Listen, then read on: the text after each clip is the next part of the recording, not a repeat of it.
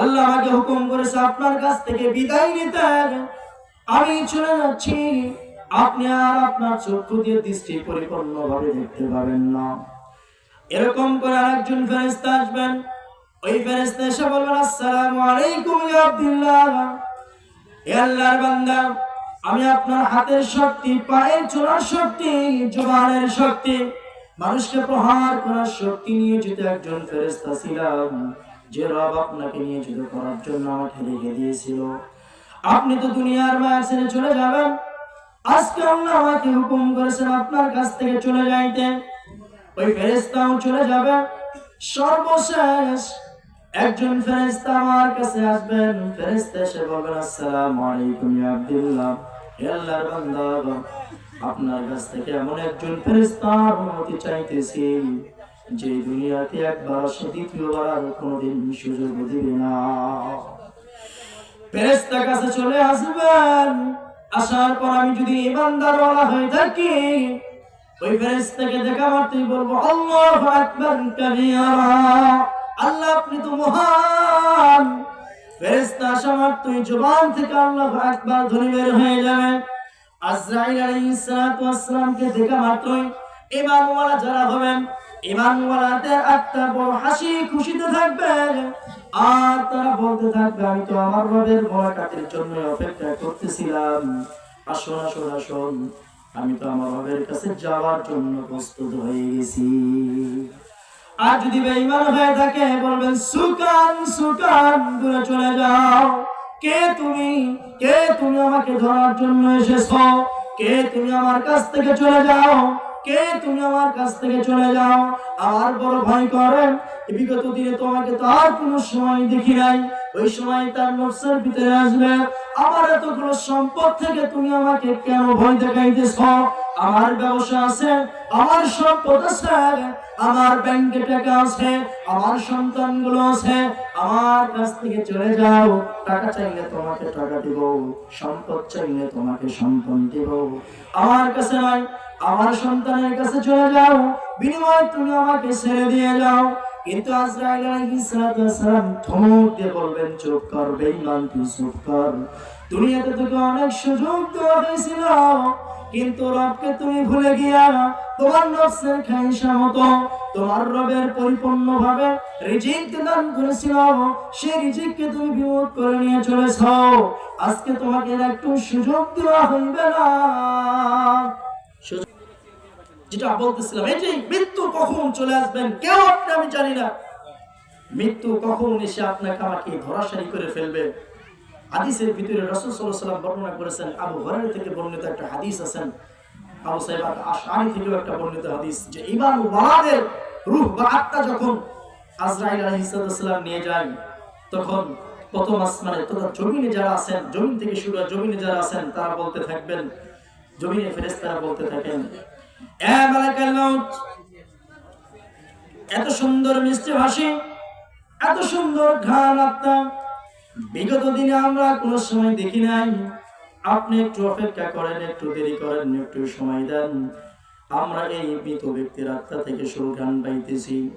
এই আত্মার সুরঘ্রাণটা আতরের মেশ করছে, এইটাও বড় দামি। আপনি আমাদের একটু সুযোগ করে দেন, যাতে আমরা এই সুরঘ্রাণটা নিয়ে অন্য কোন বান্দার কাছে গিয়ে প্রশংসনীয়তা বর্ণনা করতে পারি। ফেরেশতাদের কাছ থেকে জিবরাইল আমিন বলবেন, না না, আজরাইলকে সময় দেওয়া হয় নাই।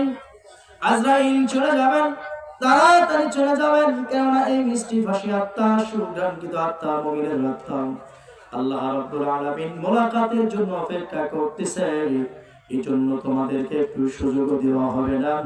তোমরা বরং বাইতুল মামুরের পাশে গিয়ে অপেক্ষা করো, যাতে তোমাদের আত্মার সুঘ্রাণটাও তাদের সাথে মিশিয়ে যায়। এখান থেকে প্রথম আসমানে চলে যাবেন। প্রথম আসমানের দরজার বরাবর সমস্ত ফেরেশতাগুলো যারা প্রথম আসমানে নিয়ামতে নিয়োজিত আছেন, তারা প্রথম আসমানে ভিড় জমায়ে ফেলবেন। প্রথম আসমানের সমস্ত ফেরেশতারা ভিড় জমায়ে বলবেন, ও আখি আজরাইল, এ ভাই আজরাইল, একটু অপেক্ষা করেন। এমন কোন ব্যক্তির আত্মা, এর বাবা কে ছিল, এর মা কে ছিল, এর প্রতিবেশী কারা ছিল, তাদের থেকে সুঘ্রাণকৃত আত্মা আপনি কেন নিয়ে এসেছেন? বলবেন আল্লাহ রাব্বুল আলামিন এই আত্মাটুকুর জন্য অপেক্ষা করতেছেন, তার মোলাকাতের জন্য। সময় তো হবে না, যত দ্রুত সম্ভব তাড়াতাড়ি আমার রবের কাছে পৌঁছায় দেই, কারণ আমার রব তো তার জন্য অপেক্ষা করতেছেন, তার জন্য মোলাকাত করার জন্য অপেক্ষা করতেছেন। দ্বিতীয় আসমানে চলে যাবে, একই রূপ হবে। এরকম করতে করতে সপ্তম আসমান পর্যন্ত চলে গিয়াম, যখন রূহের জগতের ভিতরে ইল্লিনের ভিতরে পরিপূর্ণভাবে বসায় দিবেন, সিজ্জিনের ভিতরে রেখে দিবেন, ইল্লিনের ভিতরে রেখে দিবেন। দুই ধরনের আত্মা পাপী যারা হয়ে যাবেন তাদেরকে ইল্লিনের ভিতরে রাখা হবে, যারা ঈমানওয়ালা ব্যক্তি হবেন তাদেরকে সিজ্জিনের ভিতরে রেখে দেওয়া হবে। আর বলা হবে বান্দা ঘুমাও, তুমি ঘুমাও, ততদিন পর্যন্ত ঘুমাও যতদিন পর্যন্ত না তোমাদেরকে নির্দিষ্ট দিন পর্যন্ত ডাক না দেওয়া হয়। নির্দিষ্ট দিন কোনটা হবে? নির্দিষ্ট দিন হবে মালিকি ইয়াউমিদ্দিন।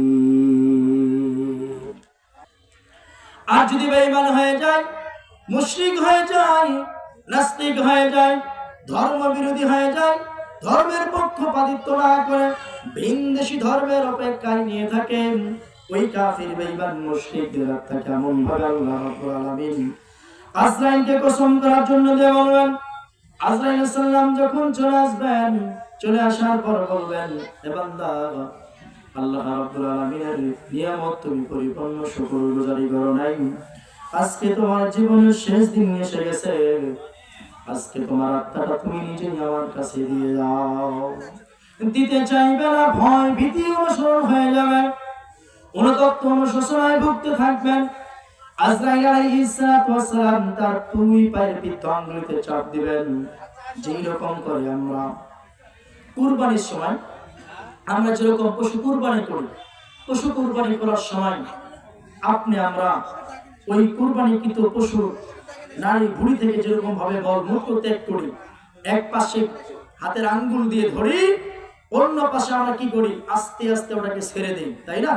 ছেড়ে দিই। ওটা ছেড়ে দেওয়ার পর ওখান থেকে আমরা কি করি, পরিষ্কার পরিচ্ছন্ন করিয়ে নেই। আজরাইল আলাইহিস সালাতু ওয়াস সালাম ঠিক তদরূপ একইভাবে করবেন। যখন বান্দার মৃত্যুর সময় ঘনিয়ে আসবেন, পাপিষ্ঠ যারা হবেন তাদের ওই বৃদ্ধা আঙ্গুলির দুই পায়ে চাপ দিয়ে ধরবেন, আর তার পুরো শরীরটাকে চিবায়া চিবায়া রূহটা বের করে দিবেন। আল্লাহ আমাদের এই মর্মান্তিক মৃত্যুর হাত থেকে আপনি আমাকে রক্ষা করুন, আর ঈমানওয়ালাদের সাথে আপনি আমাকে শামিল করে নিন। যখন রূহটা বের করা হয়ে যাবে, অনেকগুলো কাপড় দিয়া এমন ভাবে তাকে বাঁধাই করা হবে, এমন দুর্গন্ধ বের হয়ে যাবে। দুর্গন্ধ বের হওয়ার কারণে মানুষগুলো বলবেন, ছেড়ে নাও, ছেড়ে নাও। জমিনের ফেরেশতারা যারা আসবেন, নাক মুখ ঢেকে নেবেন, ঢেকে নিয়ে বলবেন, কার আত্মা, ঘর নিয়ে যাও, দুর্গন্ধ যুক্ত আত্মা, এই আত্মা আমাদের কাছ থেকে সরাও, দুর্গন্ধ লাগে। জমিনের ফেরেশতারা তাদেরকে তাড়াতাড়ি সরাই দিবেন। আসমানে চলে যাবেন, একই অবস্থা হবে, দুর্গন্ধ যুক্ত হয়ে যাবে। ওই আত্মাটাও সরানোর কথা বলবেন, ফেরেশতারা বলবেন, তাড়াতাড়ি নিয়ে যাও। এত দুর্গন্ধ কেন? এত মলমূত্রতার দুর্গন্ধ কেন? যত আত্মাগুলো নিয়ে গেছো বিগত দিনে এমন তো দুর্গন্ধ বের হয় নাই, আজকে কার আত্মা থেকে দুর্গন্ধ বের হইতেছে। ফেরেশতারা বলতে থাকবে, এটা তো ওই পাপিষ্ঠ আত্মা যারা ইসলামের বিরোধিতায় কাজ করত, ধর্মের বিরোধিতা করত, কালেমার বিরোধিতা করত, আল্লাহর দ্বীন বাস্তবায়ন করার জন্য শামিল হয় না। এই সমস্ত ব্যক্তিদের আত্মা আজকে কবজ করে নিয়ে আসলাম। বিগত দিনে এই সমস্ত ব্যক্তিদের আত্মাকে কবজ করা হয় নাই, তারা সবে মাত্র পাপিষ্ঠ ছিল, কিন্তু আজকে এমন একজন ব্যক্তির আত্মা কবজ করা হয়ে গেছে। এই ব্যক্তি তো সম্পূর্ণভাবে ধর্মের বিমুখ ছিল। কিসের বিমুখ? ধর্মের বিমুখ। কথা হলো ভাই, আজকেও যারা ধর্মের বিমুখ নিয়ে কথা বলেন, ইসলাম ধর্মের বিরোধিতা করে, আলেম ওলামাদের বিরোধিতা করে, ওই দিন তারাও তো পরিপূর্ণভাবে মৃত্যুর স্বাদ গ্রহণ করবেন। সেই দিন তাদের আত্মার রূপটা কেমন হয়ে যাবে।